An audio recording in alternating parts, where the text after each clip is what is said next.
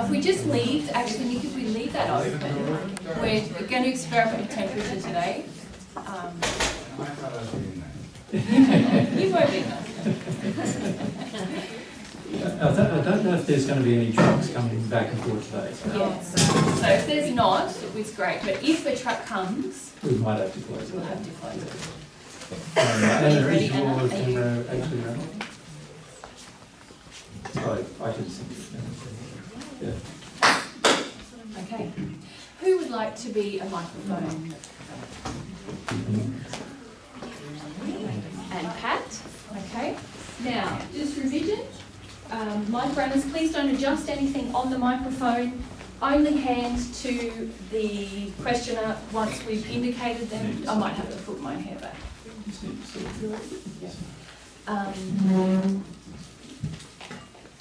If you're selected for a question, leave your hand up until the mic runner gets to you, and then hold on to the microphone until we've finished answering your question, because you might want to follow up and ask other things in the question, and then hand it back to your mic runner. Okay? Yeah. I'll put it back. It's just not curling around afterwards. Yes.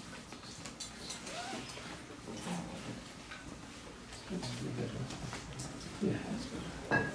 Okay, good. Good. I think it's just the angle of it. So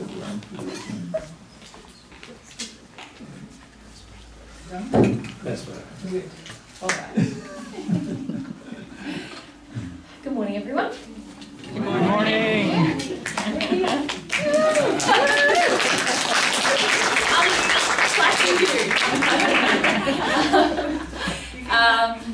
Just a bit of housekeeping.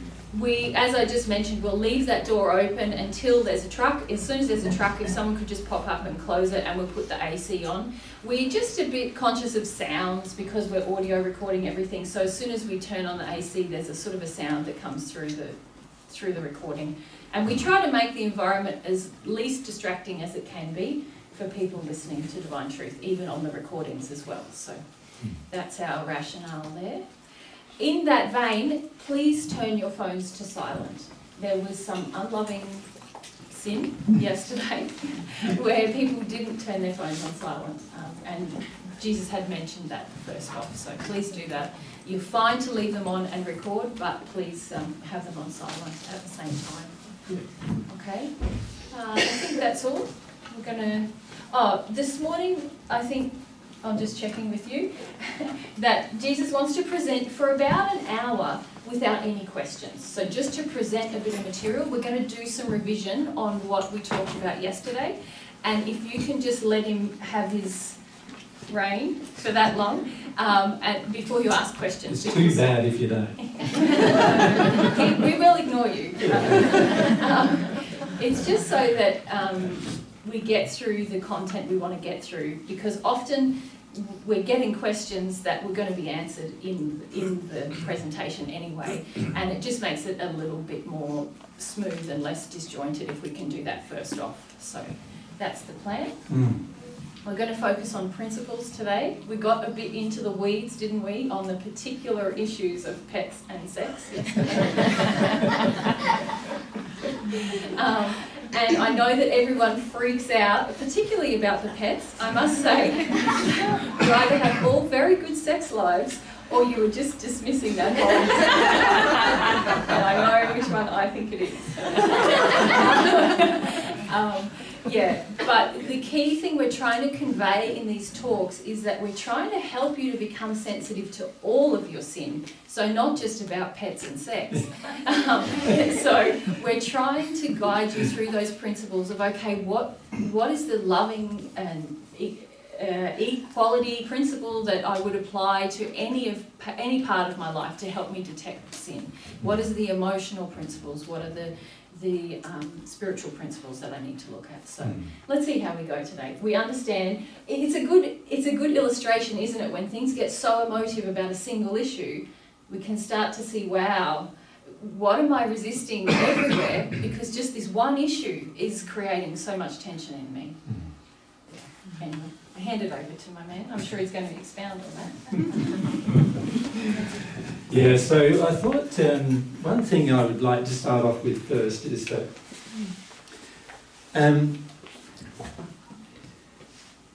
God's feelings about you are that He wants you to be happy and content and eventually reach a state of bliss in your life. That's what He wants for you. He wants to help you do that. And so what He did was He created for the human soul a structure of laws to help you become happy. That's the purpose of the law. The purpose of the law isn't to make your life harder and isn't to make your life more stressful, but actually to bring you some long-term happiness.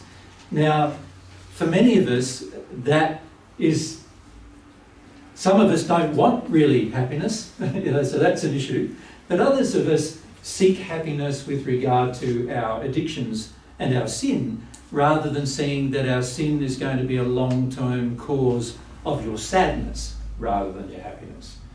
So, and I think we're going to have to close that door, unfortunately. Yeah. I'm sorry about that. And whoever's maintaining the temperature, we might, yeah, we just might let it get to sort of warmish, and then we can turn it on. And the longer it stays on, the better it is for us, in the sense that if it stays on a certain period of time, then hopefully we can edit that out of the recording somehow, find the noise of that. But if it's just short bursts, it's a lot harder. So if we can do it that way, that'd be good. And I'll just wait for everyone to come in. We'll leave it closed, I think. Thanks. Yeah. Just gets a bit, you can hear the road noise and everything in the recording straight away. Right, so as I was saying,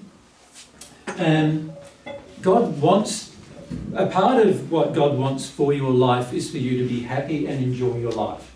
Now, that is not dependent upon you having a relationship with God. God is not trying to force you into a relationship with Him. What He would like you to do is to recognise the benefits of a relationship with Him, and then to desire those benefits for yourself. As a result of that, He would also like you to recognise for yourself the results of sin in your life and how that affects your relationship with Him. But He would like you to do that for yourself. He doesn't want to force you through the process. He wants you to willingly and in desire engage the process of discovery of what's inhibiting your own joy, but also inhibiting your own relationship with God. Now, if it comes to just inhibiting your own joy, and if all you want for your future is to become a perfect man or woman, then you don't need God in the process even, right? You can do it yourself. You can remove sin from your life, and you will, as a subsequent result, be happier. If you remove all your sin from your life, the whole time you're on earth, you will never experience a disease. You will never experience pain in your body if you remove all your sin from your life. And you can do that without God. In fact, there are many people historically who have done that over tens of thousands of years. From the time of Amon and Amand, the first human couple, who many people know as Adam and Eve, from that time, about 180,000 years ago, to now, the majority of people remove sin from their life without involving God in the process of doing it. Of course, God's laws were involved, because they had to discover what those laws were, and then they had to bring their life into harmony with those laws in order to experience happiness. So happiness is definitely going to be in your future one way or the other, whether you want God involved or not. The difference between the relationship with God and not having one is that beyond the sixth sphere, there are the seventh and the eighth and subsequent spheres above that, where you experience even more happiness than the natural man can experience. So you as a perfect person can only experience a certain degree of perfection that is to do with you remaining a person, remaining a human in the fullest sense, and having no part of God enter you. So that's one option. The other option is to have a part of God entering you, God's love entering you, and transforming your soul beyond that state of being human anymore. And that's why we call them angels, because they become more than human because they've now got a part of God's love in them. Now, the whole purpose of having a relationship with God is God wants you to experience the kind of bliss that He experiences. Now, obviously God's infinite and you're never going to get to that point of experiencing what God experiences. But the more love you receive from God, the more you will approach the possibility of that destination. Without God's love, that will not be possible. The only thing possible will be the perfect natural man. And that's in the sixth sphere of the spirit world. But above the sixth sphere, there's the seventh, the eighth, and subsequent spheres, and all of these spheres are additional gradients of love, which are to do with receiving God's love to enter those spheres. And those spheres, your living in those spheres, is dependent upon how much of God's love you've actually received. So when we talk about a relationship with God, we're talking about what I would classify as the biggest decision you're ever going to have to make in your life. And this decision is going to determine your destiny. Not just your destiny on earth. It's going to determine your destiny after you pass. And if your destiny is such that you do not wish to have the relationship with God the way God defines a loving relationship, if that's your choice, then your destiny will be limited. And the limit of that destiny will be you will arrive only in the sixth sphere of the spirit world and you will progress no further than that.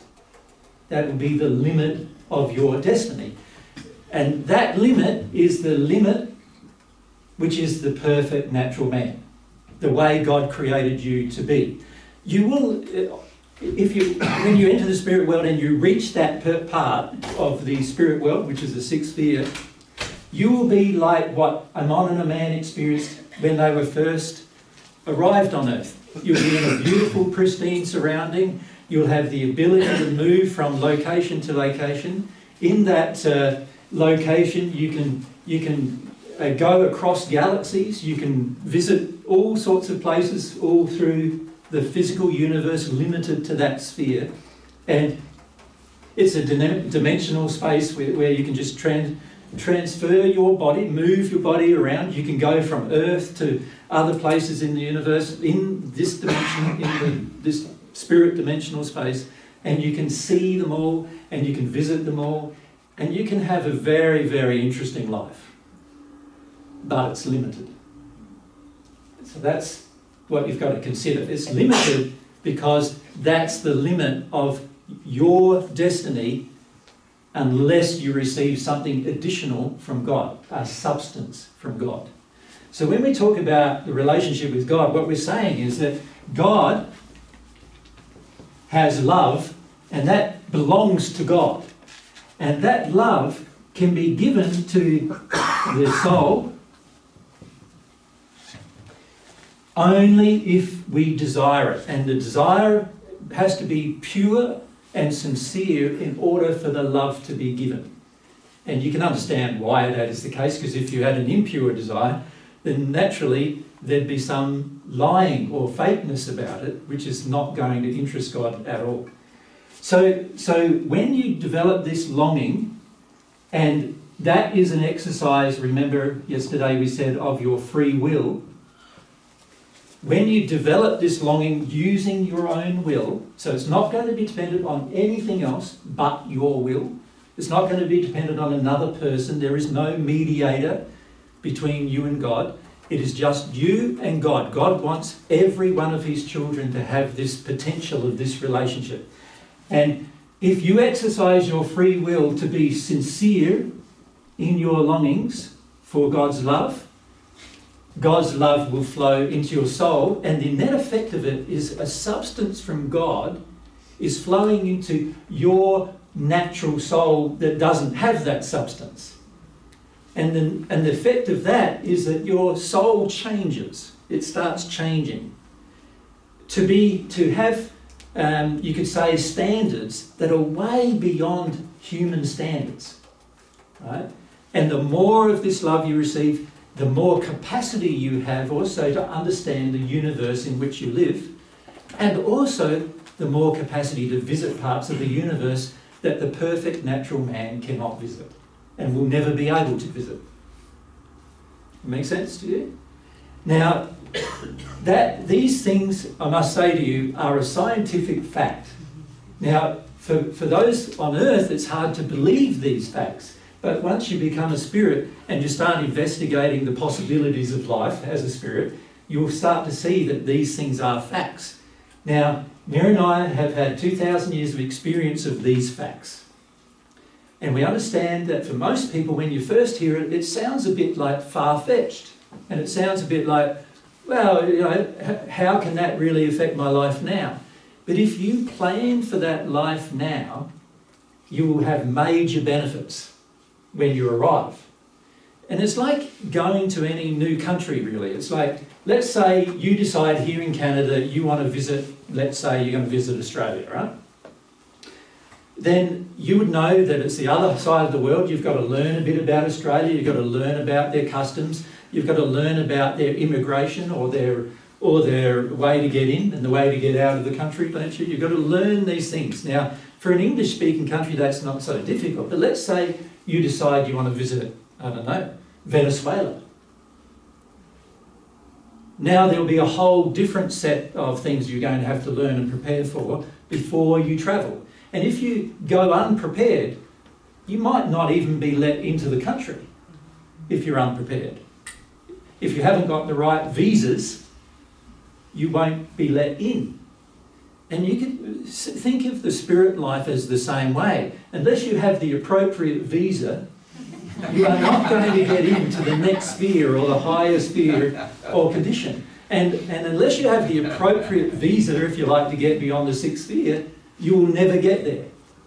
And that visa is all about receiving God's love. That's the visa. That's the pass. That's the way you pass from the sixth to the seventh and then into the state of the eighth sphere, which is classified as a one with God. You have to have received some of God's love in order to do that. Now, God's not saying you have to do it. He's just saying in order to get to that location, you're going to have to do it. Now, there's a whole slew of reasons why. And one of the reasons is because in your mind, there are things above the sixth sphere that cannot be understood by the mind. Every area above the sixth sphere is designed that your emotions have to be engaged rather than just your mind. So the trouble with your mind, and the problem with the mind on earth, is it's become so dominant. And while you're dominant in your mind, you are thinking, my mind is supreme. My mind is going to get me to the place I want to be. But that's not the case. Above the sixth sphere, your mind has to be given up, actually. In the seventh sphere, the whole reason for that sphere is to help people go through the process of releasing their mind dominance and becoming emotionally dominant, soul dominant. That's what happens in the seventh sphere. That's the process you have to go through in the seventh sphere. To reach at one with God, you're going to have to do that. Right? Now, if you don't want to reach at one with God, well, then you don't have to do it. But if you want to be at one with God and have this sort of everlasting progress that can continue beyond the perfect natural man, you are going to have to do it. There is no choice. And you get to the stage where you go, well, I want to do it, because why wouldn't I want to do it? If that place is more loving, more beautiful, more blissful, why wouldn't I want to experience that thing that I wouldn't be able to experience as a perfect person? So there are a time in your future where you're going to have to give up the mind. It makes sense? In this process of progress. So your sincere longings are not generated by your mind. They're generated by your feelings. The problem with sin is that sin also affects your feelings. You have feelings for things that are out of harmony with love when you sin. So so you can be using your mind to try to generate a sincere longing for God, and you can use your mind to try to not sin, and it's useless to you. You still will not get beyond the sixth sphere of the spirit world in your future if you do that. So even if you become completely sinless by using your mind to work through every one of your sins, you will not reach the seventh sphere of the spirit world. The visa to get into the seventh sphere is having received God's love to a certain degree, and also having come to understand that your emotions are far more important than your mind. To the point where you don't really worry about what you think about anymore. There's no thought anymore. There's only feelings that drive thoughts. Right? That transition must occur. Now, let's look at yesterday. When we had the discussion about pets, as soon as we identify the sin and present some logic about the sin, can you see the general thing that happens is I start worrying in my mind, oh no, what am I going to do now? I've got a pet, what do I do with that? Well, my children have got a pet, what do I do with that? You know, you start worrying in your mind, and then in your mind, the thing that starts up is, if it's a sin, then I need to stop it. So what I'll do is I'll change my life from my decision-making process in my mind. I'll change my life some way to stop that particular sin. That doesn't change anything from God's perspective. If you want a relationship with God, you've got to change your feelings about it, not just your mind. And if you remember a lot of the comments that were made yesterday, a lot of you were thinking, had reactions to the discussion on pets, right? You had a reaction, and probably last night, a bit of reaction too, possibly, right, for some of you. And those reactions are your mind fighting this for its sin, while at the same time the soul is going to have to give up its sin. This introduces a conflict inside of you. Are you going to do the right thing only intellectually, or are you going to only do the right thing when you feel the right thing to do? What are you going to do? Now, you can stop things intellectually. You can. You can stop doing a sin intellectually. You can make a decision to stop using your mind. You can make a decision to stop the sin and be firm with yourself about stopping the sin and making sure you stop the sin and being conscious of it every day. And you can do that. That's what every person who's progressed to the sixth sphere historically has done. That's how they got there. And you can do that. And you can work through the feelings you have about that as you do that, because you will have feelings when you try to stop an action that you really want. So if you really want a pet and you need to stop having one, then you can see, I really want one, but I need to stop having one if you believe you need to.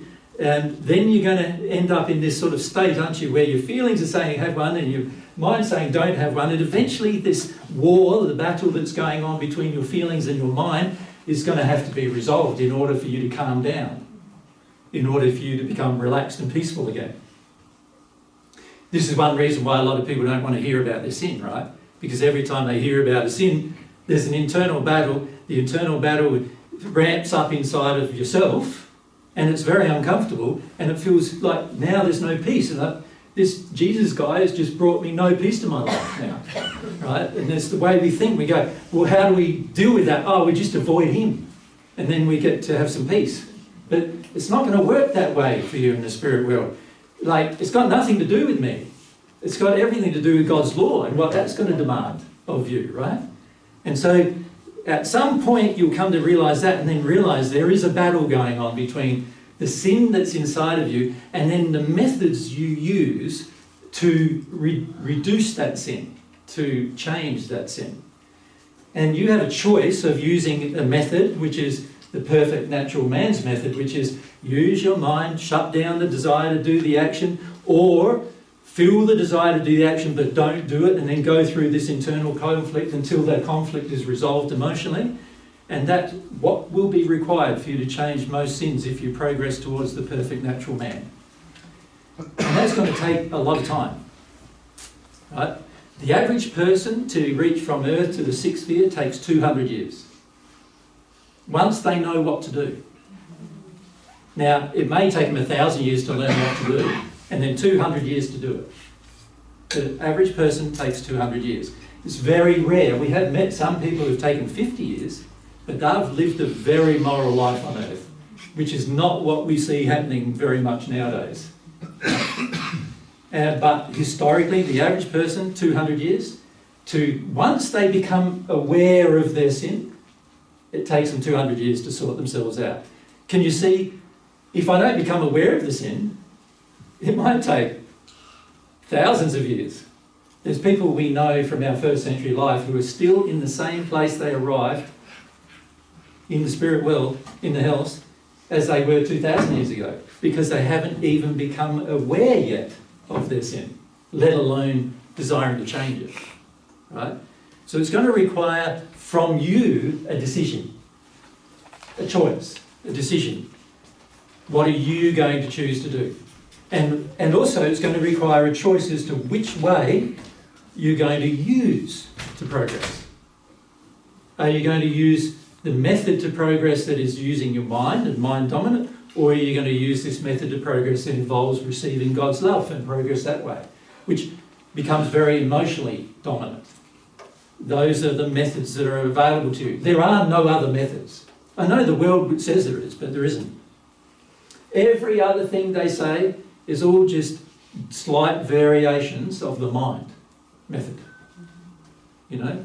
So when they talk about neuro-linguistic programming, or when they talk about, you know, dealing with energy, or when they talk about, you know, all other forms of progress, but they're all just using mind.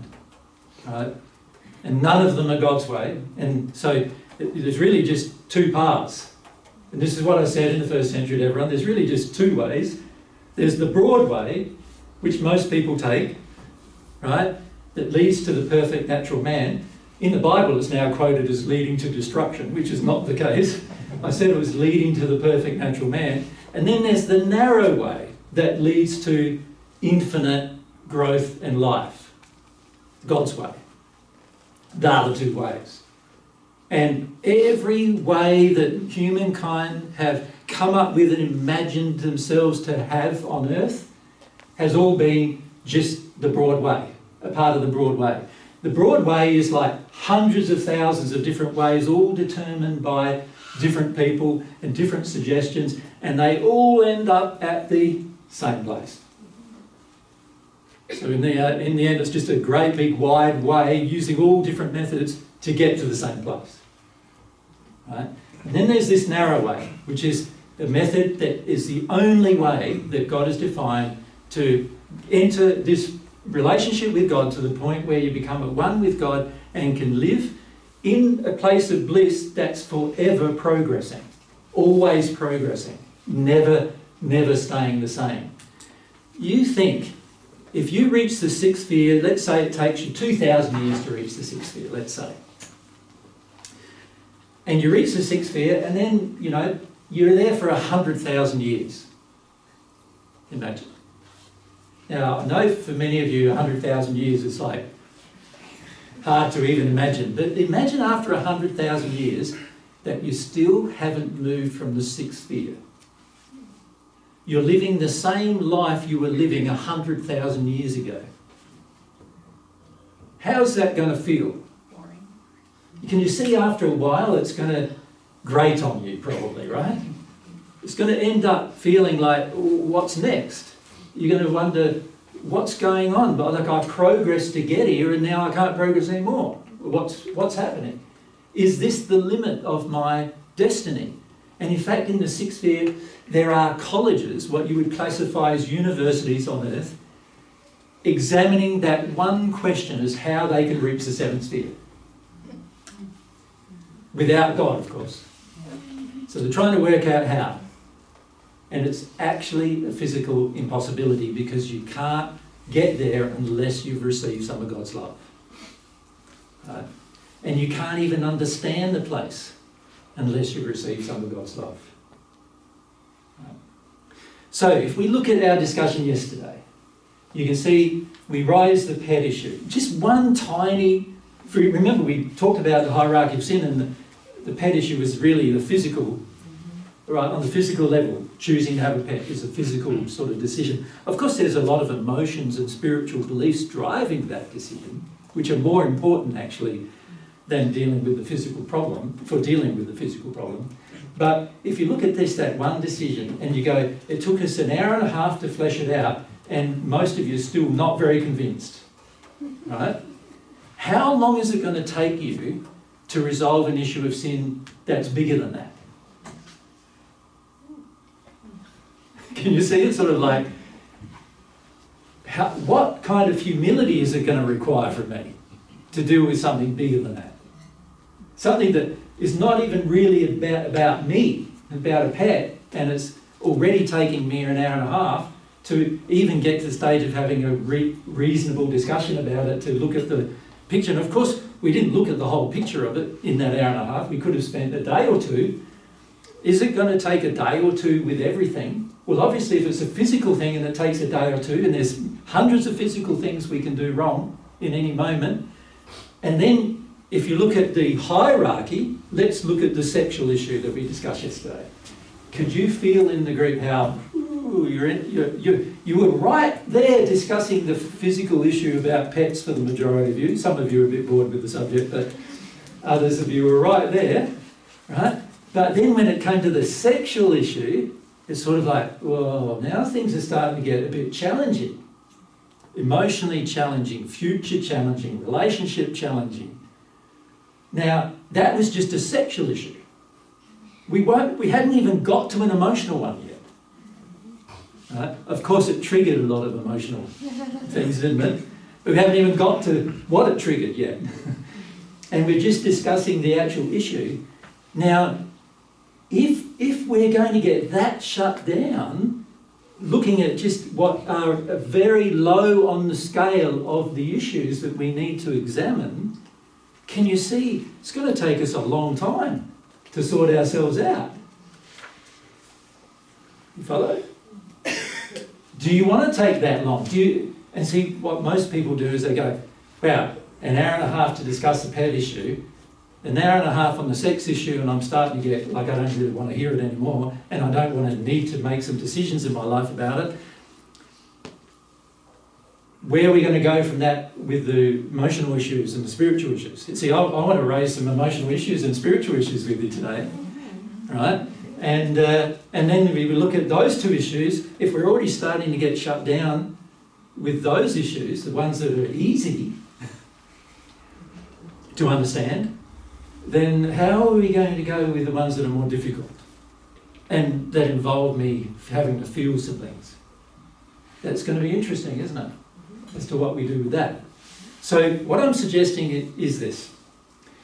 The reason why we're doing this discussion with you is because we want to create an awareness. But I don't want to force an awareness on you. What you will need to do for your own future is desire awareness on your own. Like, someone is not going to be on your shoulder. In one of the other presentations we said it's like you have angel on one shoulder and it's like the devil on the other shoulder, as the saying goes.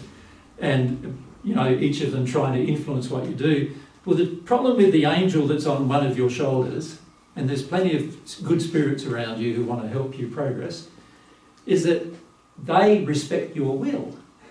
You could say it's not a problem, but if they respect your will, and your will is, I don't want to listen, or don't want to hear, how are you going to get help? If that's your will. If your will is, I want to stay with my sin because it's too challenging otherwise, if that's the will, then they're going to go, fine. If you want to take 10,000 years to reach the perfect natural man, take 10,000 years. Not advisable, because the perfect natural man's a better place than any place you've ever experienced on earth. And you can have it on earth if you wanted to, You could be the perfect natural man on earth even. But the angel who has received God's love, who might be on the shoulder, he's saying, well, why would you want even that? Why, when you can have this other thing which is far in extreme with regard to bliss, like extreme happiness, extreme bliss, and forever progressing into more and more capability, more and more power, more and more expression, more and more joy. Why wouldn't you want that for your future? Something that's not limited, so by the time 1,000 years or 10,000 years comes along, you're not feeling limited. You're feeling like you're in a place of growth all the time.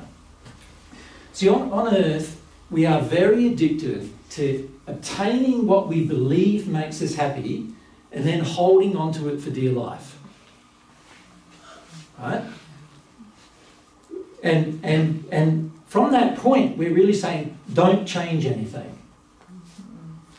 Right? Don't change anything, because if I lose what I've got, there's a fear of losing what we have. And if I lose what I've got, then my life will be unhappy again. And I don't want it unhappy again. But the problem with that concept is that we're having no faith that we can progress to have more and more. We can progress not more and more physical things, but more and more happiness, more and more joy. We can progress more and more. And we need to at some point have some faith in that. So with the process of looking at our sin, we need to have some faith that becoming aware of it is a good thing. Not a bad thing. It's a good thing for me. It's going to help me. It's going to make me happier. It's going to help me be more aware and more awake to what's going on around me. I'm going to feel things more. I'm going to be able to make quicker decisions. I'll be able to make more happy decisions that are better for my future if I'm more aware. It's a good thing, not a bad thing. But you can see from yesterday when we talked about what are you going to do with your pet, most of you are going, it looks to me like every option's a bad thing. Keeping it means I'm sinning. Then how do I get rid of it? How do I take responsibility? I give it away to another person. Then I'm causing them to sin. So I can't really, in good conscience, do that. What do I do? And a lot of times you'll end up with the thing of this animal, which is destroying the environment and other things as a result of my attitude. I changed my attitude and I realised I don't want to keep this animal anymore, but now the animal is in my household, reminding me every day of my past sin. Right? What am I going to do about it? And the average person will go, I will just wait for it to pass. And if that's 10 years, they'll live with that for 10 years, rather than actually making more loving choice than that. Right? And the reason why we will do that is because we don't want to confront the full extent of our sin, which is that we don't want to repair the damage of our sin. You see, for most of us, when we recognise a sin, we want to go, please forgive me for the sin. And if we direct that at God, it's please forgive me, God, for that sin. And we're hopeful that God's just going to go, right, you're all forgiven, and there's no consequences anymore. Even if you are sincere in your request for forgiveness, God does not wipe out the consequence. The consequence being the effect of the sin. The effect of the sin will continue until you do something about it. Right? So if you teach something that's wrong, the effect of that sin will continue until you do your best to teach the right thing instead. Right? If you engage a sin on earth and continue that sin and then stop it and ask for forgiveness and can be forgiven, after that point the effect of your sin will continue, because that's what the problem with sin is. And it won't continue inside of you because you've been forgiven. It will continue outside of you, and you'll notice it and you'll feel about it. And you'll go, whoa, look at that. I created a sin, and even though I now know I'm forgiven, I'm still needing to sort out the fact that I created that sin. So I have friends in the spirit world who are now at one with God, but are still working on trying to correct the effect of their sin while they're on earth. Trust me, it's far better to not sin than do that. But that is a requirement. When I say it's a requirement, you feel it inside that it's a requirement. You'll feel it. If you've done something that has continued and done something wrong, you'll feel, once you receive God's love and you are forgiven for what you've done, you'll feel the requirement of correcting the effect of it. And you'll want to. It won't be like, I'll have to. It'll be like, I have to because I want to, like it needs to be done. And I did this, so I need to correct it. And that's how you'll feel. Far better to not sin. Far better.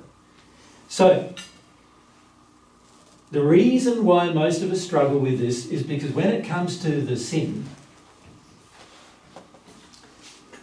it's like, I don't want to know.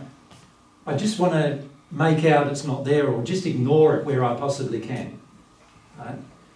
And that attitude is going to slow your joy. It's going to slow down your potential for happiness. It's going to slow down your ability to receive truth. It's going to slow down your ability to feel through specific emotions. It's going to make your life like treacle, glue, where you feel stuck in a place for long periods of time. That's what it's going to do to you if you have that feeling. It's far better to have the feeling, I want to change. I want to grow. Now remember, God is not going to force you to exercise your free will to grow. He's not going to do that. It's something you're going to have to exercise if you want to grow. So that's what I would like to remind you of. And looking at yesterday's conversation, you can see it's good to get head up about things. You understand? Because you can at least feel the passion in you about, I don't like that idea and this is not good and what's being said to me. And as somebody put up their hand yesterday, you telling us we should kill our pet and, all this kind of thing. It's good to get head up about these things in the sense of feel the emotion of it, but also contemplate, why is it so hard for me to see the love or the lack of love in something? It should be relatively easy for me to see it, shouldn't it? If you think about it. We all claim to have some level of love, and we all claim to love our partners and love our children and love the environment, even many of us claim. But when it comes to the nuts and bolts of seeing our behaviour, the average person doesn't want to see it. And this is why the earth is in the place it is. Because the average person would like to live in a facade about their real state. They'd like to live in a facade that they love. They would like that. To get out of that is going to require this quality of sincerity. The ability to examine one's own heart and to feel that I want to make changes because what I'm doing now is not good enough.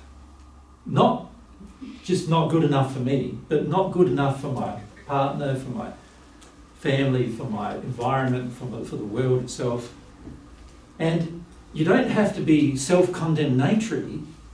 You just need to get into a state where you want to make change. Right? It doesn't require you, like the Catholics used to do. They get out a whip and every day whip themselves for their sins in penance. It doesn't require that. God doesn't require that of you. What he would like to see is your desire to change. Right? So he's not going to, he doesn't want you to go into all this self-punishment and, attacking yourself. Because that's like the Catholic man with his whip, beating his own back. But he wants you to recognise and become aware that the sin is there and you can change it. It's your creation, you can change it. He didn't create it. He created laws to help you get over it. And you can change it if you engage those laws. That's what he wants you to know. So when we look at these issues, we really want to, if we can focus ourselves when we look at these issues on this particular part of the issues, the principles. We want to make sure that we grasp the principles, not just the little individual sins, but the principle of how to resolve it. So yesterday we discussed some principles, and most of you forgot them during the discussion. Now the principles were that firstly there's a conscience, and with any issue you can receive God's truth if that conscience is open enough to receive it. And you saw yesterday that if the conscience is not open, it becomes a lot more difficult to discover whether something is true or false, right? From God's perspective. Now, if the conscience is open, then on that particular subject it's open to, we can receive the truth very quickly, and as a result we will know and start to begin this process of awareness that we need. Right? The conscience is saying, this is wrong or right. That's all it needs to say. Is it wrong to keep pets? You'll find you can ask specific questions, more specific than that, can't you? Is me keeping a pet under the current circumstances wrong or right? For me. Right? Now, in the case of a farmer who's using his animal to help him farm some for wool, he's going to have a more righteous answer, isn't he? Because he's doing it for other reasons than just himself, right? But in the case of a person who's just got a pet in the home and there's no other purpose than to keep this pet tied up in the home or constrained in the home for most of its life, other than to meet the emotional addictions of the individual, then of course the answer is going to be pretty clear. But the trouble is, for most of us, we still have to guess the answer because we're not hearing it. And the reason why we're not hearing it is because we're so blocked to hearing truth from God generally that now we've got to use our logical brain, our mind, to determine whether it's loving or not. And that is going to be very subject to what I believe love is. And if I have a very injured view of love from God's perspective, then I'm going to believe I'm doing something loving while God's feeling you're sinning. So the problem with you being the arbiter is that you're coming from your own sin. So already the decision making that's going on in your mind is tainted by your own sin. And this is the difficulty of sin. The difficulty of sin is that it taints even the way you think and what you believe. It taints your belief systems that you've imbibed over the course of your life to support the sin. And so it's going to be difficult to become aware of it because of these taints that exist. And that is the internal battle that each of you are going to find the hardest thing you've ever done in your life. You know? And every person who's ever done it has felt that. The hardest thing they've ever done in their life was to give up their sin, to work through their sin. So, this awareness is a very, very important thing to get. And the desire to have it is more important than having it, really, isn't it? Because without the desire to have it, you will never have it. Can you see? So unless you desire awareness, then awareness is never going to come. Now, of course, when I say never, it's very hard for awareness to never come, because God's designed a whole heap of laws just to make the soul aware. Right? Most of the laws that are governed by remember in this pyramid we said that all of the laws above the physical are all for the purpose of guiding the soul. Right? So all of those laws that begin with the sexual laws and up through the emotional laws and spiritual laws, all the principles that govern how your soul works, are eventually going to get you to be aware.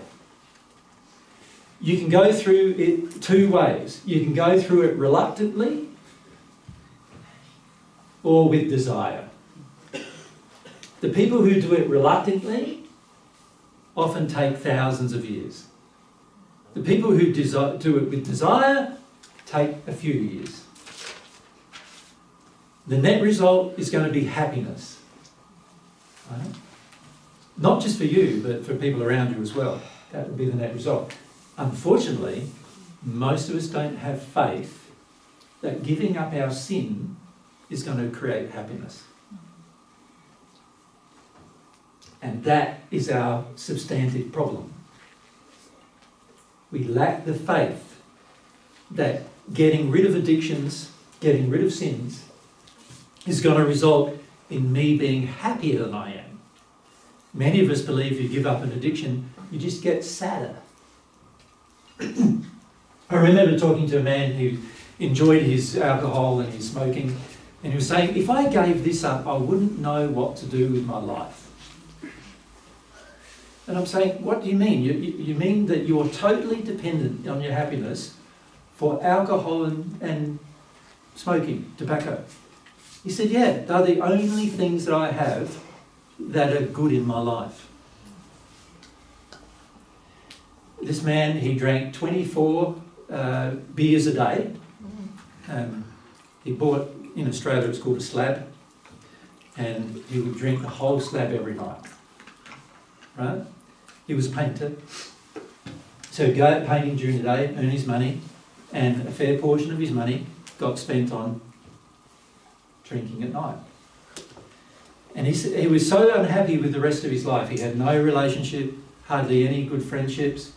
Everything he did was based around alcohol and smoking. He said without his smokes, he would be a complete nervous wreck. And he needed his smokes to keep him going. Now, can you see that's a very unhappy life, isn't it? That you're not experiencing any joy except for the things you imbibe, drink or eat, and that's the only joys you experience in life. That's a man who needs to change his life. Right? But this is the interesting thing. Most of us think the very addictions that are harming our life are actually helping it. And that's why we don't want awareness of the sins, and awareness of how they affect us. So, today, if we can always come back to the principle of what we're trying to understand. So we're going to get involved in some more discussions about different principles regarding emotion and spiritual principles as well, where we have sins. And what we would like to do is come back to this principle of, okay, how am I feeling about becoming aware of them? Am I feeling like I want to resist the process, I want to fight it, I want to argue for my sin, I want to fight and say I'm all good when I'm not? What do I want to do? Do I want to fight for that sin? Or am I going to come to some awareness of it? And once I become aware, of course there's a process that needs to occur before you become awake to it, after becoming aware. Awareness is just the beginning of the process, but without awareness, you're never out of denial. And if you can't get out of denial, you also are not going to be able to establish a very close bond with God and in that relationship. And there's good reasons why that is the case, and one of the major reasons why is because God's love is not in agreement with sin. So in order to receive it, we must be repentant for our sin. Because God's love is not in agreement with our sin. God's really saying, that sin is unloving. That sin is unloving. That sin is unloving. It's not, God's saying to you, it's not my standard of love. That's why it's sin. And if you have God's standards of love, you will have the ability to live even a blissful life on earth, not just in the spirit world, but on earth. That is all ahead of all of you if you wanted it.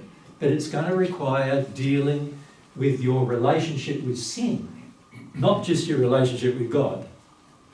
It's going to require how much do you want your sin? How much do you think you need it? How much do you think it satisfies you? And are you going to become aware of it enough to want to change it and get to the stage where you have a desire and a belief that changing it is good for you? Is that going to happen? Right?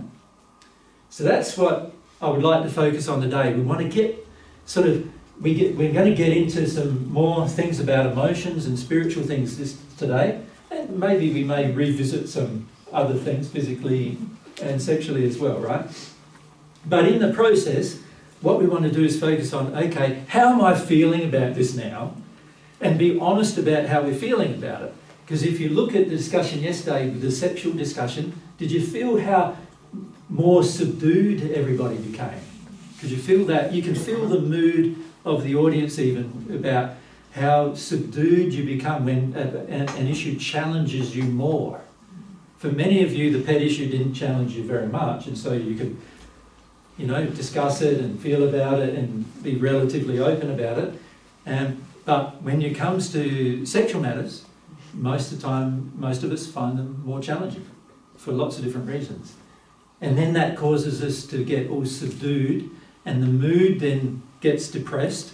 Now we're not in a state of desire of wanting to know why it's a sin.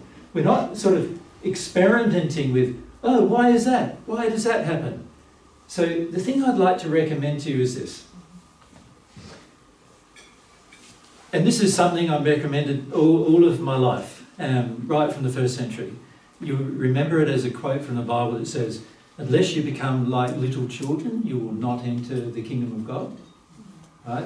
Many of you who are Christian would have heard that statement. What that means is, how does a little child treat truth?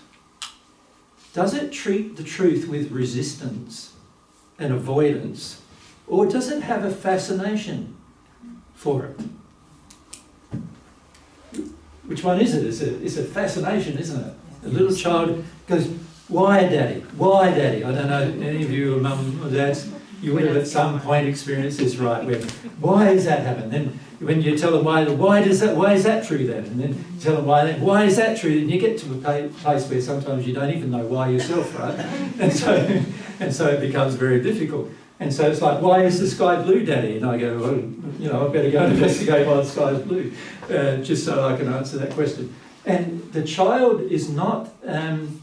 he's not judgmental about the answers he's getting, is he? He's assessing without being judgmental. He's open to the ideas and the concepts, and he's open to them being proven through further questions and discussion. Right? That's how the attitude of a child. Many times as adults, we become so arrogant that we don't have that attitude anymore with life. But we are in in your first incarnation, which all of you here are, you're in the infancy of your life. You think there are people who have lived on this earth who are now 180,000 years old. And how old are you? Like 90, 80, 70, 60, 100, even if you're 100. You're young. For them, it's like baby young. You understand? Yeah, they've lived 1,800 or more times more life than you have. Right? Baby young. So don't give up the attitude you had as a child of searching for more truth, finding it. God will reward that search. In the first century, I used to say to people, keep on seeking, keep on knocking, and it will be open to you. Yeah? Many of you who are Christians would have heard that statement too, right? And that's what I meant, to keep this attitude of a child seeking for more, seeking for more, seeking for more. Learn to become a student of life for the sake of your own happiness, but also for the sake of the happiness of those who you will come to love, which won't be just limited to your family or your friends in the future. It'll be everyone you meet, So can we do that today? Yes. Have that seeking, right? Yesterday afternoon in the sex discussion, the seeking attitude stopped. Yeah? Because many were challenged by the soulmate discussion and, you know, all that stuff. It can get pretty challenging, yes? And what do I do? And what about my future? And there's all these feelings that start coming up. And the trouble with a lot of these feelings is they stop the seeking attitude. If you can maintain a seeking attitude, you'll eventually arrive at the truth. Yeah? So if we can keep that attitude, we're going to do well as a group. Now, yesterday, I felt you did pretty well in the pet discussion. There was a seeking attitude. But when it comes to the sex discussion, not so much a seeking attitude anymore. And there's things we'll discuss today. You have a seeking attitude or not. Now, every time you seek, more truth will come to you. Right? And you need to each learn that you can seek for it. You don't have to be reliant on another to have done their search and then they tell you. You can seek for it. And in fact, eventually, God's law, when you have a relationship with God, God's truth, or you could say the search for truth, will be written on your own heart. It'll become a part of you. You'll feel it as a feeling that what the truth is. And you'll be able to instantly look at any situation and know what the right thing to do is. Straight away. You'll know what the loving thing to do is and what is going to bring the best outcome in the long term. Not just the instant gratification outcome, but the best outcome. Yeah? And if you have that seeking heart, it's going to benefit you for the rest of your existence. Right? Not just here on earth, but everywhere. There's so many things in the spirit world to learn about. You know, the spirit world is like a superset of anything you could learn on earth. So, you know, biology on earth, fascinating. But in the spirit world, superset of that, you know. When it comes to any scientific understanding, physics, chemistry, superset of that in the spirit world. There's just more and more and more to learn.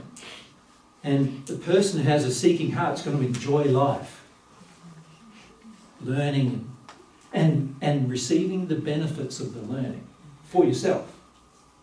And in the process of learning for yourself, there are some things you might discover that no one else has ever discovered. And then you'll benefit everybody from what you discover as well. That's the benefits of learning. So that's what I encourage today, yeah? Yeah. We can do that?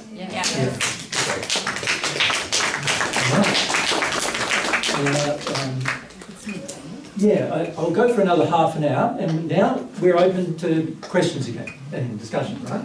So let's focus back on this awareness. And we want to focus on sins that are emotional in nature.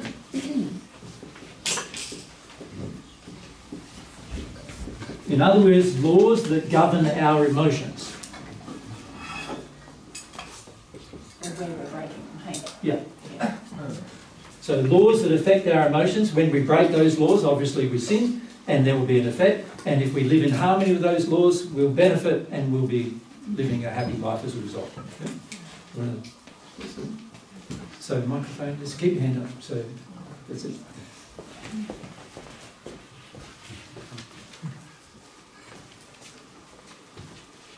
Okay. I'd like to jump in right where I closed down in the sex yesterday. The talk on the sex. When we came to the part about so in the beginning of the relationship, the honeymoon period, there's lots of sex. Yeah. And then later on in the relationship, so I'm thinking like later after children, and there's small children in the house, and there's a grandmother with Alzheimer's, and Mama is very, very exhausted. Okay. So that's kind of where I shut down yesterday. Yeah, that's right. Well, you can understand why. Because the circumstances, you can understand why you'd shut down sexually as well, right? Because the circumstances are you're tired. What are you going to do to change your life so you're not tired? See, children shouldn't make you tired. If the children are appropriately have laws established in your household, actually they'll add to the benefit of the household. It's only when the children are lawless that they're going to make you tired. So teaching the children God's ways. Yep, and particularly about laws, right? And also establishing laws in the household, what they're allowed to do, what they can't do, and that they've got to contribute to their own life. They've got to, by the time they should be 2 or 3, they should be cooking, cleaning after themselves. 3 years of age, by the time of that, we've got some children in Australia we've been helping the parents with, and by the time they were 3, they cook in their own meals, they prepare their own meals, they don't go shopping yet. By the time they're 5, they're given the budget and they go shopping for themselves. Eli started shopping. He's got his own trolley, but he can't pay. He can't pay yet. Eli 3 he's doing his own shopping, and Mum will tell him, no, that's no good. You can't have those dollars, no, and explain to him why, whatever. But he goes through the checkout, puts his gear on the table, goes through the whole process of, right. When he comes home, he cuts up his own food. He prepares his own food. He knows when he should go to sleep because, when he's tired. And if he doesn't, then there's laws that are enacted to change that. So by the time he's 4 or 5 or 6, he should be a priest, right? So when you want some sex with your husband, he'll be going, I'll clear out. You got your time, right? There won't be any problem there with the children. Now let's look at mother with Alzheimer's. What decisions are we making? If you're unable to care for a person by yourself and you're finding it very, very difficult to care for a person by yourself, then you've got to consider, don't you, to make some different decisions. Now, usually, unfortunately, in the household, it's left often to the woman, isn't it, to care, right? She's the one who's viewed as the nurturer or the carer, and so you're taking on a role. So you've got to start looking at, why do I take on this role? And why does my mother have Alzheimer's in the first place? Right? And am I paying for her choice? Right? See, this is a thing that most people won't face with regard to diseases on earth of all kinds, is that most of them are caused by the person's individual choices. Right? And so we've got to come to a point where on earth where we all understand the personal responsibility of the disease. That there's something going on inside of me that causes me to want to attract this disease to me, that I need to address. And if I became more loving with it, I probably wouldn't have the disease. But let's say the person hasn't, because they haven't done all that. Right? Then is it right for you to pay the penalty of somebody else not dealing with their own sins? No. So what are you going to do about that? How bad does it look when you say, I don't want to care for my mum anymore? It looks bad, right? And so for the majority of people, what they will do is they will go, that looks bad. I'm not going to make that decision because it looks bad. I don't want to look bad. It's more important to me to not look bad than do the right thing. And so what I'm going to do, instead of exhaust myself for the rest of my life until this person passes, and the person might get Alzheimer's in their 60s and pass in their 90s, so you're talking like 30-year program of looking after someone who doesn't even know you anymore, doesn't even want to know you anymore, right? And why? Why do we do these things? And most of the time it's done because we're worried about what people think of us. We worry, because there's all sorts of community endeavours to sort these kind of issues out. There's all sorts of things that can be done actually to actually encourage people who don't want to remember their life to remember it. There's things that can be done to reverse Alzheimer's, right, as well, by, there's music things, but they're going to have to cope with emotion at some point. And the reason why they've got Alzheimer's is they don't want to, right? And that's going to have to be addressed. And they're using their will still to not deal with anything. So are you going to support that? There's going to be tough decisions needing to be made here, right? As to what do we do with people as a community, as a whole earth? What do we do with people who do not want to be personally responsible? What are we going to do with those people? We've got to come up with some solutions. Those of you who are caring for someone, you're in the prime seat to come up with some loving solutions. Because you know the hardships. You know what's involved. You know the feelings involved. You know what you're going to have to work through feeling-wise to do it. Now, if you did all of those things, so the question was about sex, right? But if you did all of those things, you wouldn't feel exhausted. And if you don't feel exhausted, then that would no longer be an excuse to not have sex. Yeah. Would it? The problem is for most of us, we don't want to do those things. And that's why we end up in the situations we end up. We don't want to make some hard decisions. With our children in particular, we don't want to make some hard decisions.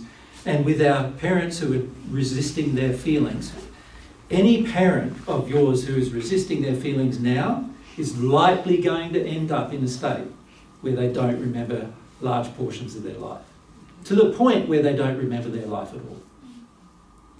So you can start educating your own parents when they're in their 40s or 50s, you know. If you're in your 20s and they're in their 50s and they're trying to tune out of all the things they've done in their life and tune out of their feelings about it, you can talk to them about it. That can help undo the potential things that are going to happen to them in their future. But you're going to have to be brave to do it, because they're going to fight with you and get resistive and get annoyed with you, to the point where some of them are just not going to be a part of your life anymore.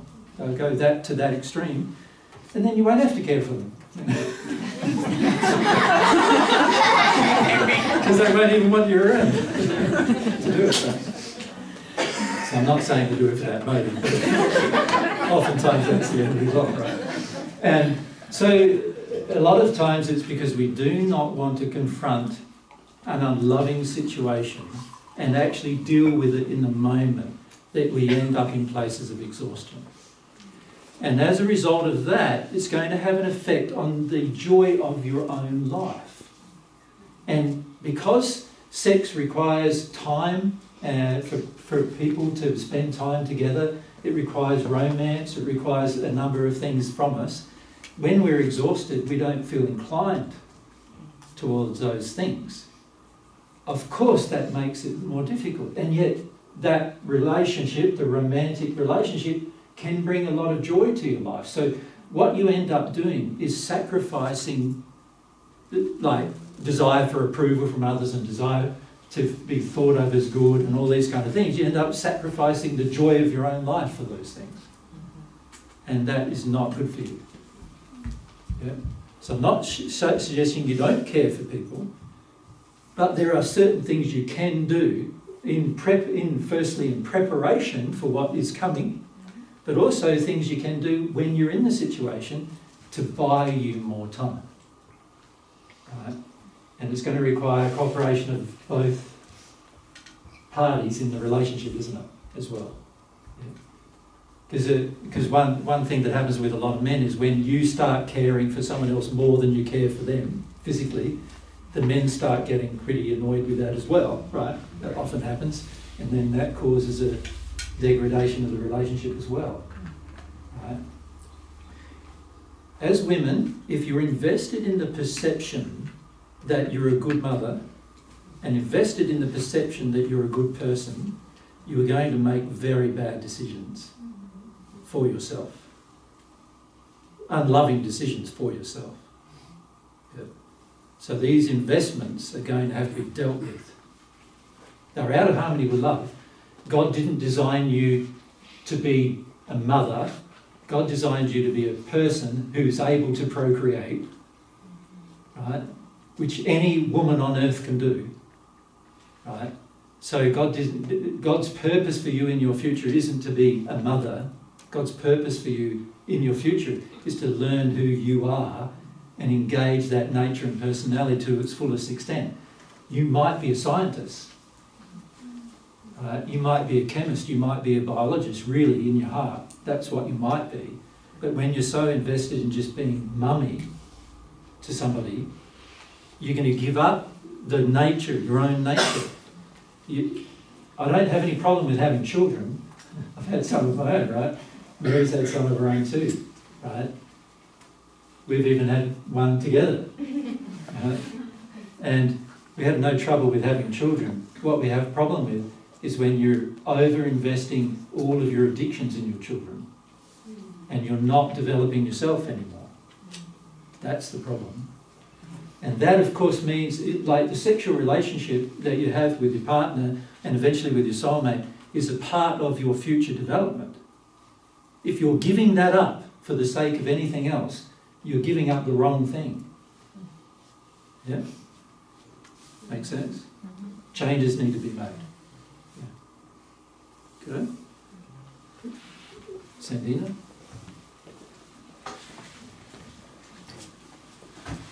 I have a clarifying question about the consequences of sinning. So The consequences of sinning? Consequences of sinning, Yep. yeah. So you said today that God doesn't force us to change. Yep. But I also heard you say that God is always destroying sinful things. Yep. So like, for example, like if we're in a relationship that is not our soulmate, and that's technically a sin. Yep. Is God destroying that relationship? But His then- laws are attending to, yes. Okay.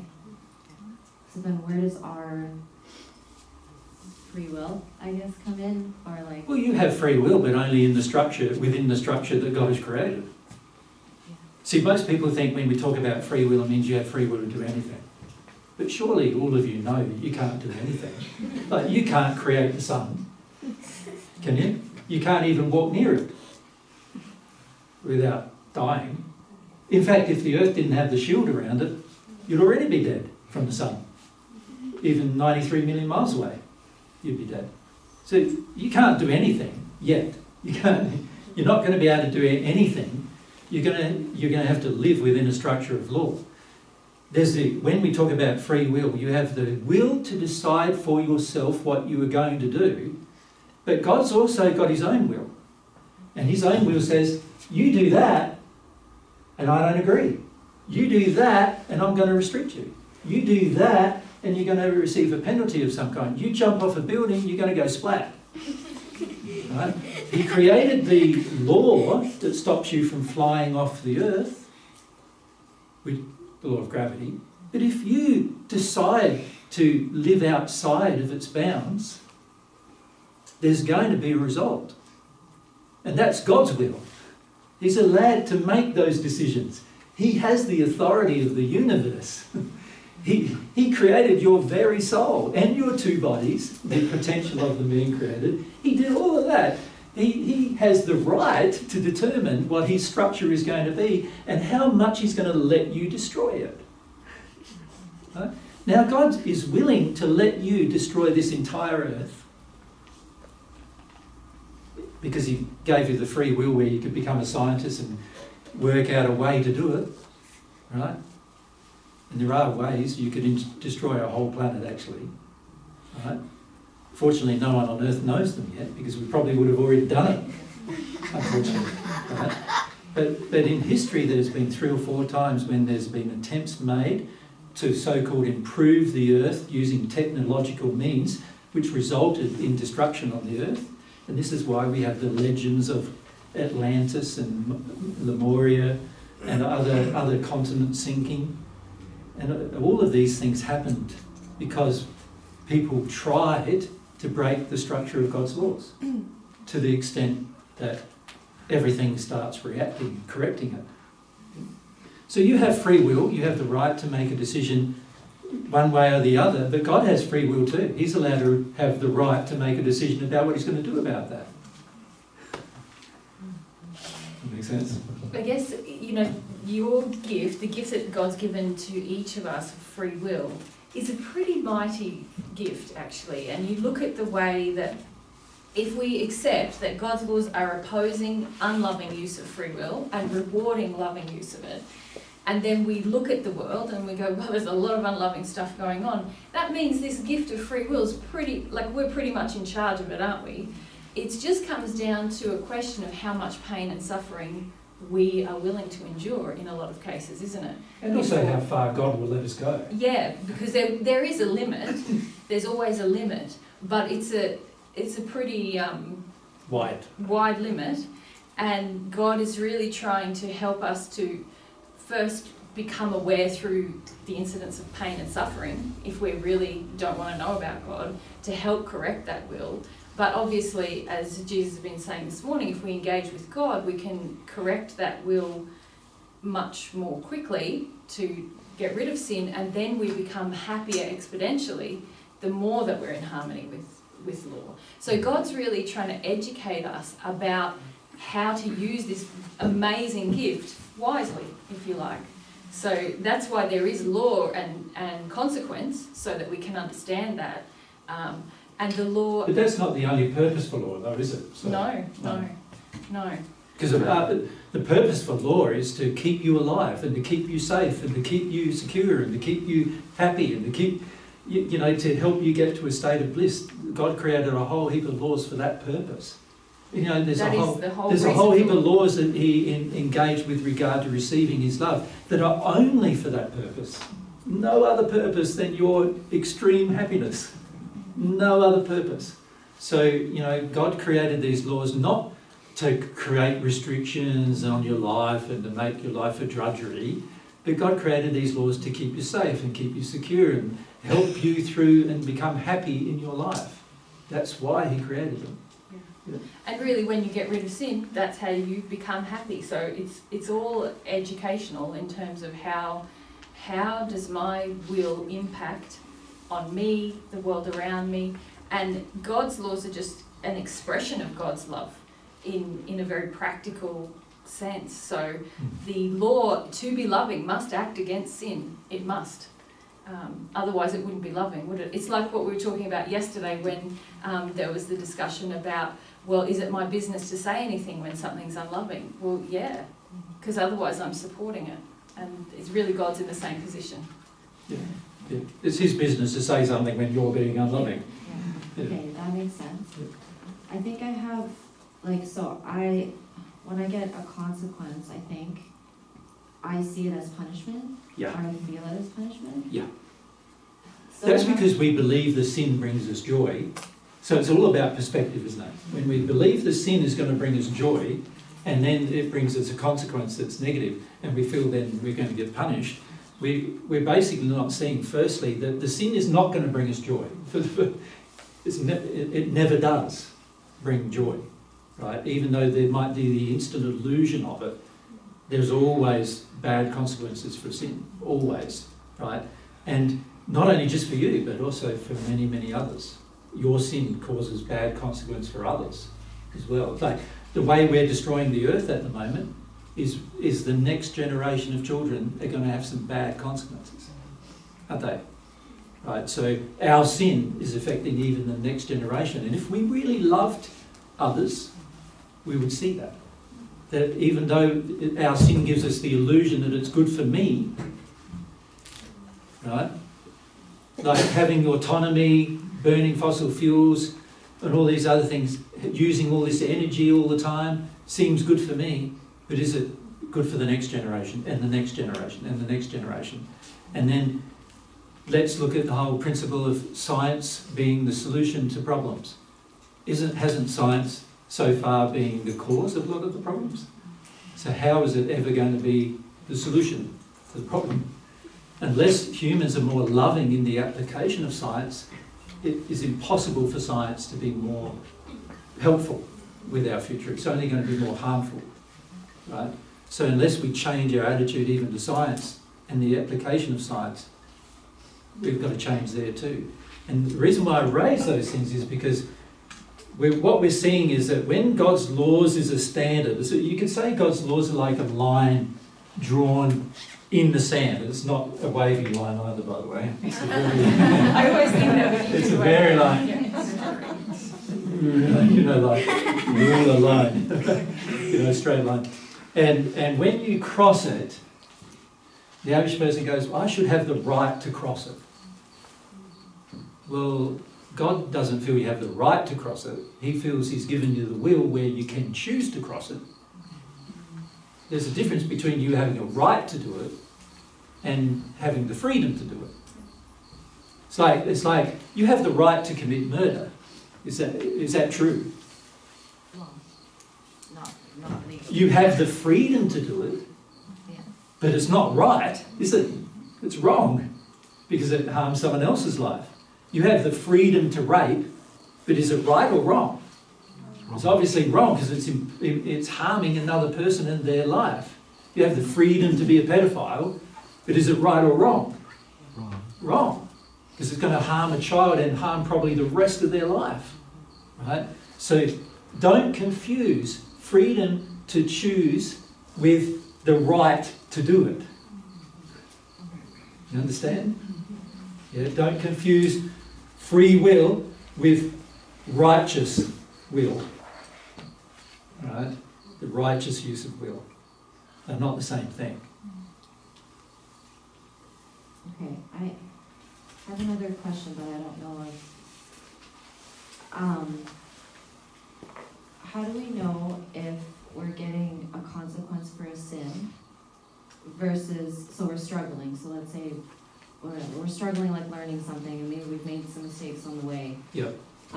Like maybe being irresponsible or love of self or something. Yep. How do we know that we're getting a consequence or if that struggle is just part of learning? Like, I don't know if you understand. Or even a third thing, that struggle is a result of other people opposing us. Yeah. You know, there's often many reasons why we may feel ourselves to be in a personal struggle, and some of those reasons are personal in the sense that we have caused that struggle, and then some of those reasons can be that other people want to harm us and bring us that struggle, can't they? And then there could be just mistakes I've made, and the consequences of those mistakes need to be fixed. Now, if we look at each one, so let's firstly look at mistakes versus a purpose to sin versus others' sin and how that affects us, right? Because there's many other ways I can discuss this as well, but those are the three main ones I'd like to mention. From God's law's perspective, if you make a mistake, as long as you're willing to correct it, everything's done and dusted. But it's not to say there's no pain, because there will be pain. It's like when you're riding a bike and you're learning and you fall off, it hurts. But it's not punitive, it's educational, if you like. Yes, you're saying you're motoring along on a push bike, if you fall off again and you're doing 30 kilometres an hour, it's going to hurt. And it tells you straight away, don't do that. Like, oops, don't do that. Become more proficient at this thing you're doing. And so that you don't do that. You're hammering away with a hammer and you hit your thumb and it hurts like hell, right? And then you go, don't do that in the future. Become better at hammering those nails without hitting your thumb with it, right? And after a while you learn that the more proficient you become, the less problems you have. So that's making a mistake and learning from it. And from God's perspective, making a mistake and learning from it is fine. You know, it's going to take time to be proficient in everything. When you were a baby, you had to learn how to walk. You fell over. You probably cried a few times. You know, you let go of the emotion and you got up and you walked again. And eventually now you walk, and how often do you fall over now? It's not only until you're 95 or something that you'll probably fall over again. And that will be because of muscular, atrophy or whatever is occurred. Once you become proficient at something, it becomes like natural. After that, mistakes have been helping you learn. So there's no problem with those. God doesn't penalise you for your mistakes. Before you rub that out, there is the issue, isn't there, saying the relationship where initially maybe we made a mistake, but then when we're confronted with that, if we don't want to correct it, now we've immediately gone into something that's purposeful. Yeah, we've switched from there to there. You understand? Yeah. So when you innocently make a mistake and you're prepared to correct it and you're prepared to re-engage it more properly, more in harmony with the law has already done its work. There's no other penalty. But when you make a purposeful decision to continue making the mistake, now it can't be called a mistake anymore. It's like, oh, I thought to love a man, I just have to like be a sexy mummy for him. I have to look after him and, you know, make his dinner and do all that and be kind of sexy. And I think that's what mum taught me, that's what dad taught me. I get into this relationship. Yeah. And then And the man is realised- lapping all that up, right? Yep. So he's receiving all that, thinking it's all great. Yeah. And then I realised, oh crap, Yeah. that's not working out so well. I don't feel happy. And actually, I might even hear that's not a good thing. But then I go, oh, but I've invested so much in this relationship, and now And I'm just now going I've to got a like, house with him, and I've got cars with him, and I've got Yeah. children with him, and and I've now got- I'm going to start to like make excuses and go, well, maybe if I can just pressure him to change and see the problem, it'll be okay if we stay together. Or maybe it's not as bad as I think. And, you know, all of that now we've gone from a mistake to something I'm doing on purpose, and this is where. Now there's going to be more consequences because it's about how I'm using my will. It's not an innocent use of will now, it's an educated use of will. And so naturally you think that would be logical, you'd want to have more consequence for that if you're an educator, if we think of God as the great educator. He's an educator, yeah. Yeah. We're all his children, he's just educating us how to be adults. You know?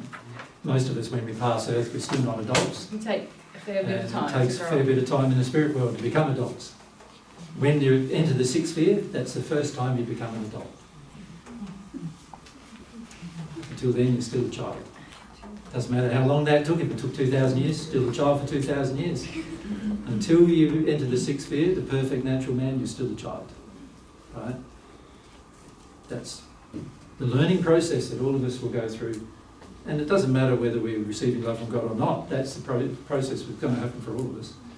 Right? It's to get beyond that sphere requires a relationship with God and learning a lot of other things.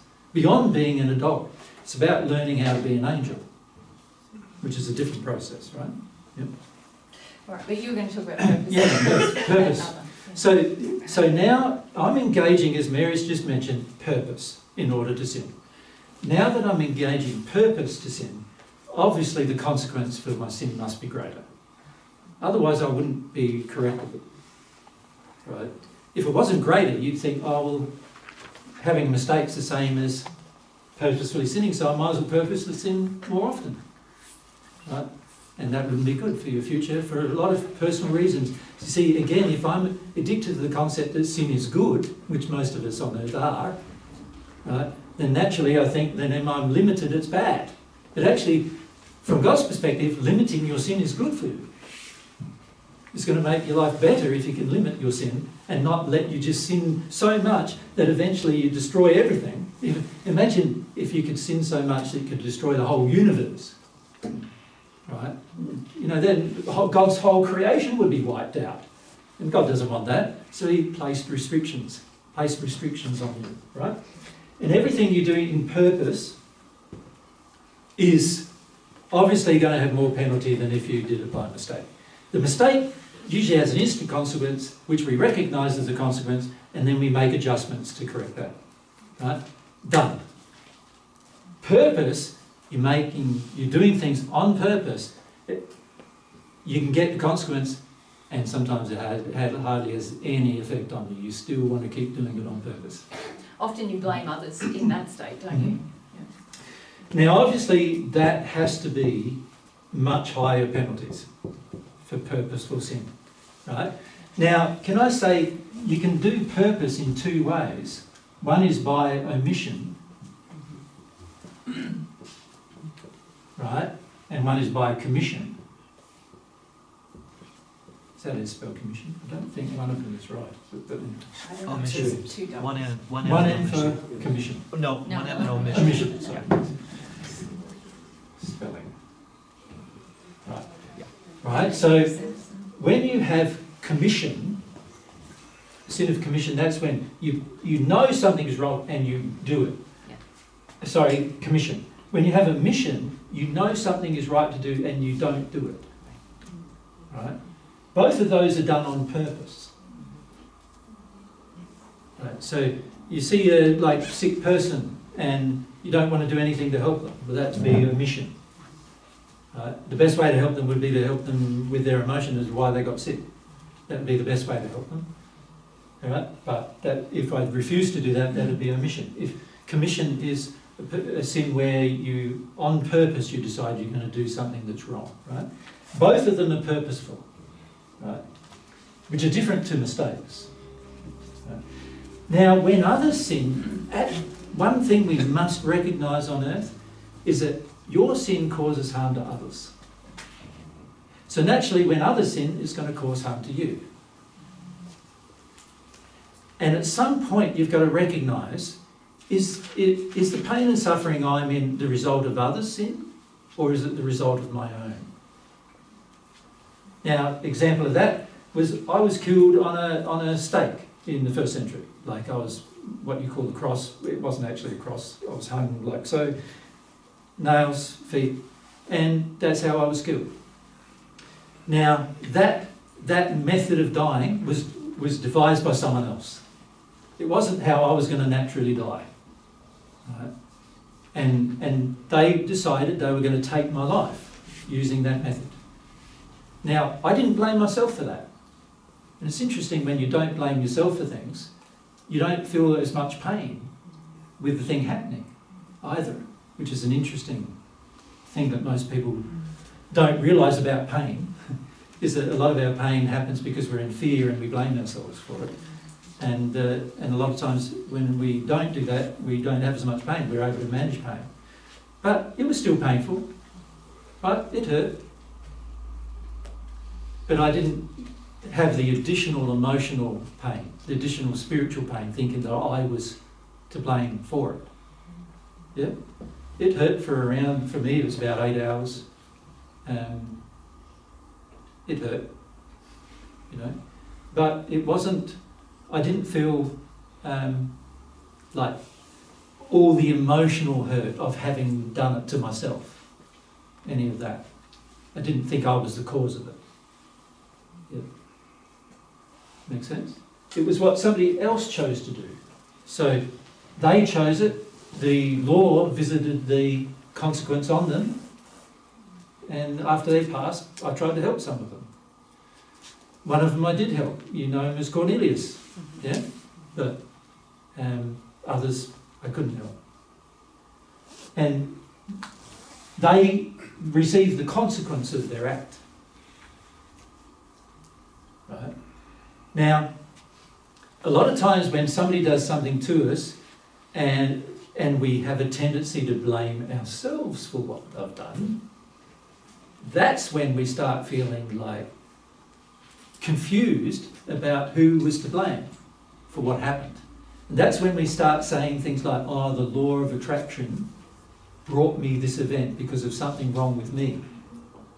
No, it didn't bring you the event because of something wrong with you. It was a purposeful act by another person to hurt you. Right?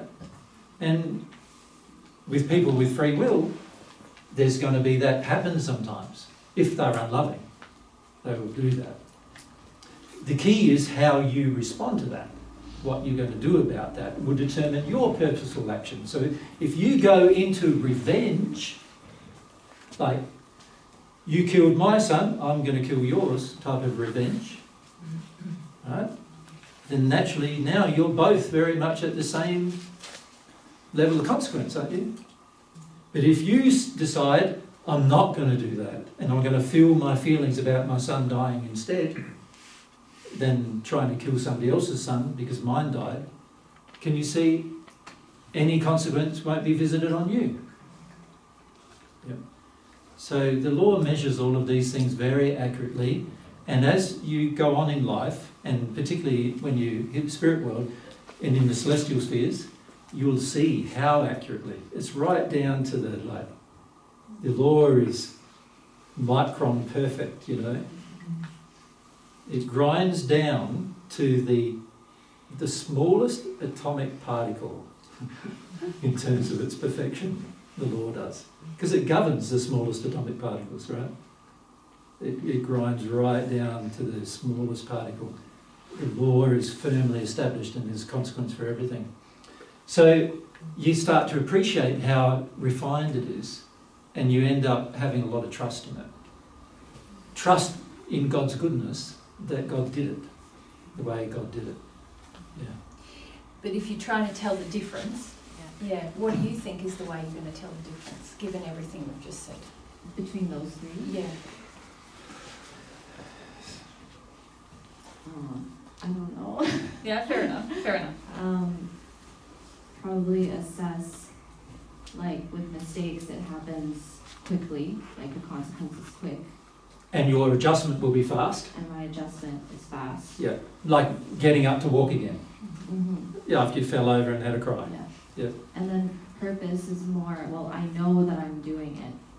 And even Or if not. sometimes we don't want to admit to ourselves, Yeah. but if we're deeply honest, we're like, Yeah, Oh, I know. that's Yeah. wrong. We often don't even want to admit that to ourselves that Yeah. we're doing it. so it requires a lot of Like, self-honesty. it's like a doesn't man it? who's expecting his wife, as Mary brought up earlier, to look after him and project sexy mummy feelings at him, basically is what she said.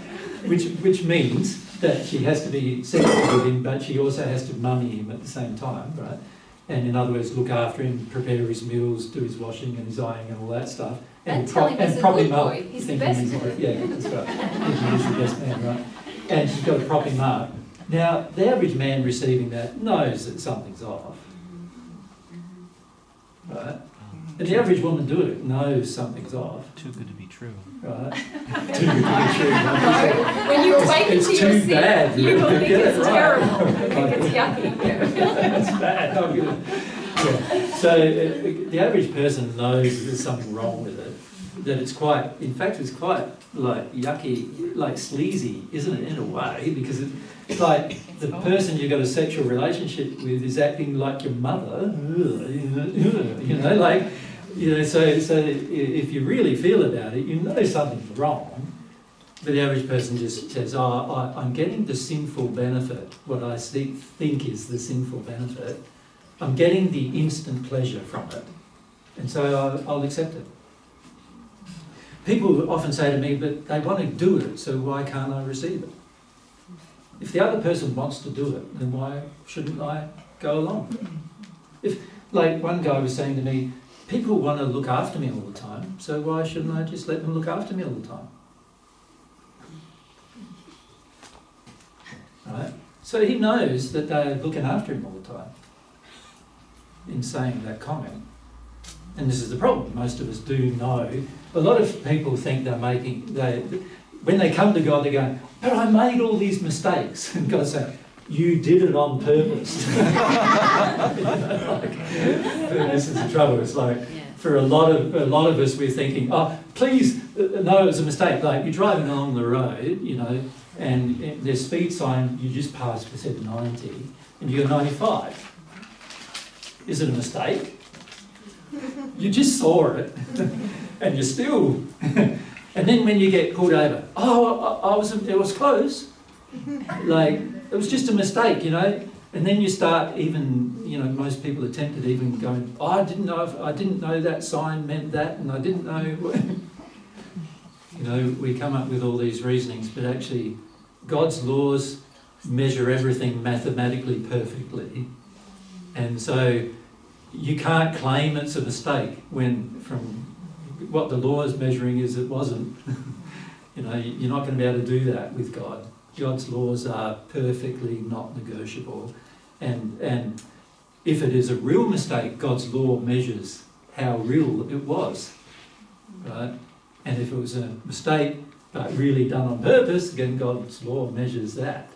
You know, so, and at some point in your future, the more experience you have with the law and living in harmony with it in particular, you'll recognise that more. Yeah. Yeah. And also the conscience. The conscience is your great carry with you everywhere tool to, you know, go, hey, Did God, I do that by mistake? have I got a problem here? You know, is this other people, or do I also have something to look at? That kind of question. That kind of question, yeah. Got it, thank you. Yeah. There's plenty of ways that God wants to help you work it all out. Yeah.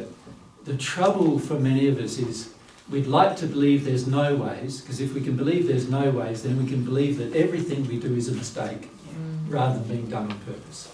And then we can come to God when our sins are rolled before us, and by the way, in your soul is a stored record of all your sins. And when they are rolled before you, as will occur at some point in your future as well, and it's pretty confronting to have that happen, when it's rolled before you, you'll go, but that was a mistake, but that was a mistake, but that, you'll be going like that for a while, and that's because of this problem. Lack of awareness of the sin, a desire to deny the sin. Well, it's time now, right? Yeah. Have some lunch. So it's 1:45, so can you come back 1:15? That'd be great. And can I just check with everyone, when we are standing here, can you see the board on this side? Not No, really. you guys can't. Okay, I guess. Can I bring the board I'm wondering forward? if we can all sit on either side of the board or something. I just sense that. And it's like,